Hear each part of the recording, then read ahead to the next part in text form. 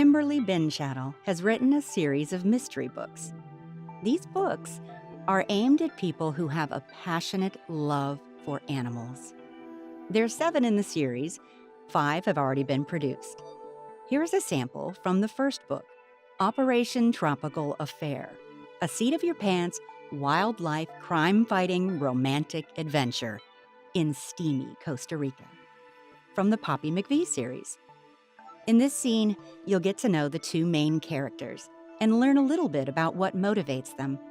If it tickles your fancy, click on the link provided. You'll be directed to a page where you can get this audiobook for free. The only requirement is that you sign up for the Audible.com monthly program, which, of course, you can cancel at any time. Enjoy! We were led right back to the van, and it was over. My one job to do here, and I failed miserably. I couldn't handle it. All those animals. I leaned into Dalton and let him hold me all the way back to the bungalow. I went straight for the bathroom and slammed the door behind me. I leaned against the wall, slid to the floor, and held my head in my hands. I'd never seen anything like that. I'd been busting poachers, killing it at my job, even earned a few awards. But I'd never been undercover. I'd never had to see it firsthand. I thought I was prepared, but I screwed up big time. Dalton eased the door open and poked his head in. "Go away," I said. He sat down on the floor next to me and wrapped his arms around me. "It's all right," he whispered. "It'll be all right." "I'm sorry," I said. "I screwed up. I blew everything. I'm sorry." "Don't worry. I think they actually believed you. I think it'll be okay." He stroked my hair, and I let him. "I just couldn't," I said, trying to regain my composure. I just couldn't." "I know. He soothed and rubbed my back. I know." Oh my God, the horror. They were sitting in their own feces. The birds, their feathers ripped out. "I know." I sat back, rubbed my nose with the back of my hand, and faced him. I was the top of my class. Hand-to-hand combat. I won the firearm medal. I aced the law exam, for Christ's sake. Why can't... The words caught in my throat. He didn't say anything. Not a dig, not an admonition, not even how to fix it. He just took me in his arms and held me some more. "How do you do it?" You keep your mind focused on the big picture. His fingers twirled in my hair. You play for the long game. "But meanwhile, all those animals suffer." He nodded. We can't save them all. "How can you stand it? We've got to stop it. We've got to." We are. He pulled me closer. Every moment we get closer. "We've got to go back." I jerked from his embrace. "We need to choose a monkey we can document. Can identify, right? So when he smuggles it, we can bust him." Dalton was shaking his head. Listen to me. I told you before, we're not here to bust anyone. We're here to gather intel. Taking down someone so low on the totem pole will gain nothing.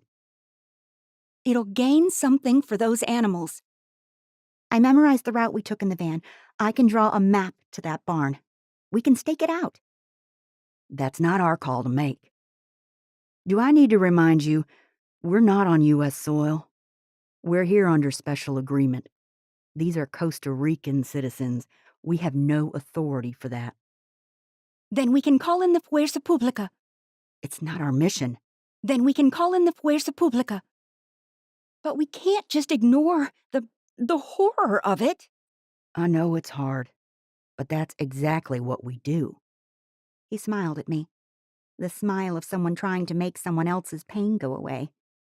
Then took me by the hand, pulling me to my feet, and led me out of the bathroom. We sat down on the edge of the bed. We made a huge step forward tonight. This is the closest we've gotten. He rubbed a tear from my cheek with his thumb. Smile. We did good. How can you say that? I couldn't stand it. My teeth clenched involuntarily and I started to shake. Poppy, listen to me.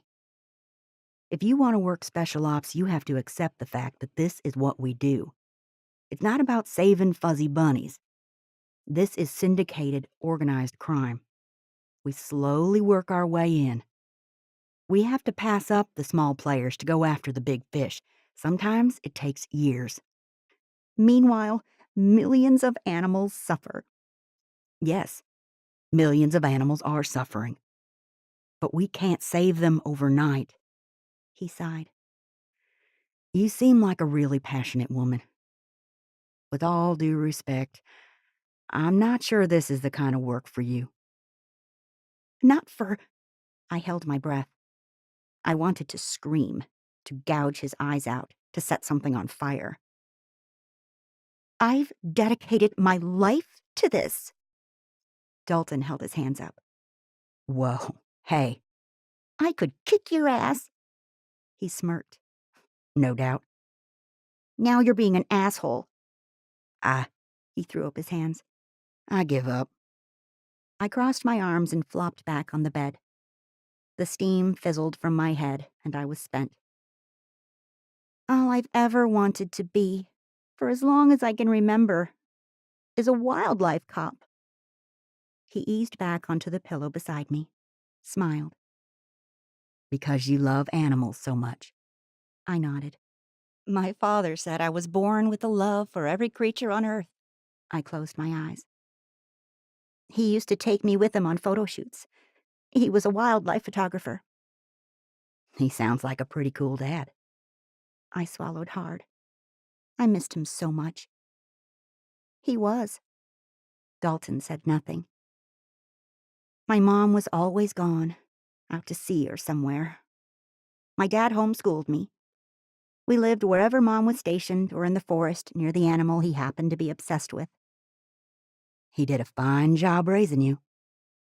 In a fake, stern voice, I said, "Not a proper upbringing." He grinned. I speak 5 languages.